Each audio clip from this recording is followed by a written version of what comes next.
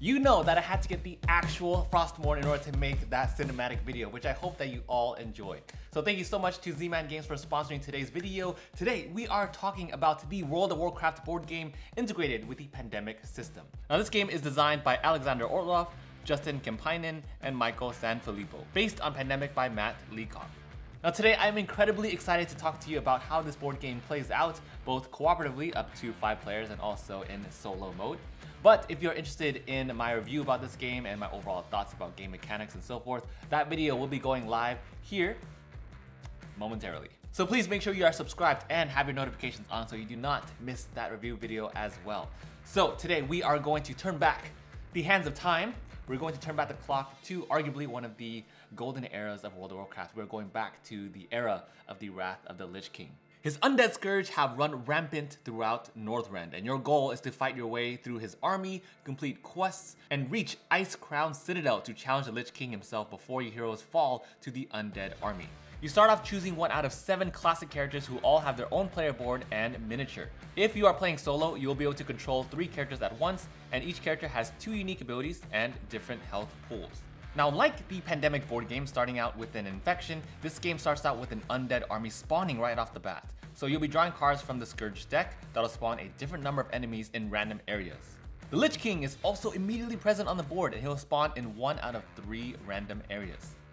You can't fight him just yet, but he does exert an influence over the areas that he's currently in. Now that means if the Lich King is in the purple region of the board, then you're going to take 1 extra damage every single time that you quest and or fight.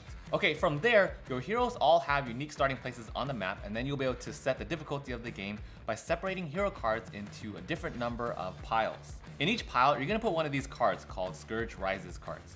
This is straight up bad news for you, and it's an outbreak. So the timer counts down, the Lich King moves, more ghouls spawn, and an abomination spawns as well. A bunch of bad things happen. This basically means that you have to deal with more and more crazy events and spawns the harder the difficulty that you choose. Now, you might be wondering, how do you play this game? Well, you have 4 actions on your turn. So you can move to an adjacent space, so movement is your very first action. You can take your character and then move to any space that's connected to regions on the map. You can also move directly to fight past once you draw a stronghold card. Now when you encounter a ghoul or the giant abominations, you can choose to fight them by rolling 2 dice. 1 damage is dealt with each of these symbols that you roll, with 2 being the max per die, and ghouls all have 1 health, and abominations have 3 health. I'll show you a sample combo round after we talk about hero cards. So we are moving to adjacent spaces, and also we can double up on actions. So out of those 4 actions, I can move 4 times. Along with movements, our second possible action is to fight by rolling combat dice, and our third possible action is to quest. Now the whole point of this game is to travel across Northrend and complete quests associated with their corresponding region. And then from there, once you complete all 3 quests, you're going to go to Icecrown Citadel. And the Citadel will actually transform. So this is going to turn upside down. And then the Lich King is going to be the last person that you face, along with his associated quest as well. In order to complete the first 3 quests, you have to have your hero on this quest icon space. Then you're going to roll dice and advance on their tracks depending on how many hits that you've got. You're also going to take damage that's listed on the quest card, which is then reduced by how many shields that you roll as well. If you are questing on a region that the Lich King is in, like I mentioned earlier, you'll be taking 1 extra damage even if you finish the quest.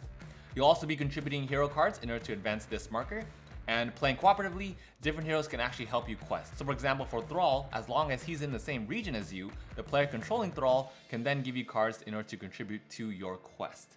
Those cards do not get discarded, but as long as you have them, you'll be able to advance in that particular quest. Now, once you finish a quest, you gotta reap the rewards, right? So after you finish, for example, Utgard Keep, you then have the reward listed underneath it. So for example, this one is Onward to Victory. Each quest will have a random unique reward. There are 9 possible rewards in total that this game has. They're all pretty powerful and will help you a lot during your game.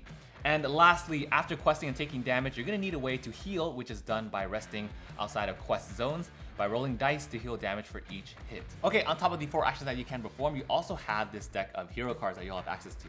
These are all free actions, so you can perform them at any time during your turn, and also you can play them as often as you like as well. Fight cards will give you extra damage in combat. Defend reduces damage from questing or fighting. Travel, of course, boosts your movement. Heal lets you rest, and it also allows you to recover extra health overall. And of course, your stronghold is your flight path. So let's do a sample gameplay round. Let's say that I just drew the Scourge Rises. Now with this card, pretty much all the bad events that I mentioned earlier happened, right? So I have this entire horde of undead minions and the Abomination have just spawned over here in Valgard. Problem is, all my heroes are all spread out. So I'm gonna go ahead and start off with Jaina. So it's Jaina's turn. Jaina Proudmoore has an ability which allows her to teleport up to 4 spaces away, which is amazing for us, which means that I can run away from this Abomination. That Abomination is chasing her with the hook, so she's gonna teleport and also get rid of this undead minion before my despair marker keeps going down. I only have 2 spaces left on my despair marker, which means I'm gonna use teleport and teleport up to 4 spaces away. 1, 2, 3, and 4. Instantly, I have landed in Valgard. I have also not used any of my actions just yet. Then I'm going to initiate combat and roll dice. We roll and we get 1 shield and 1 double icon with the shield and the fist symbol.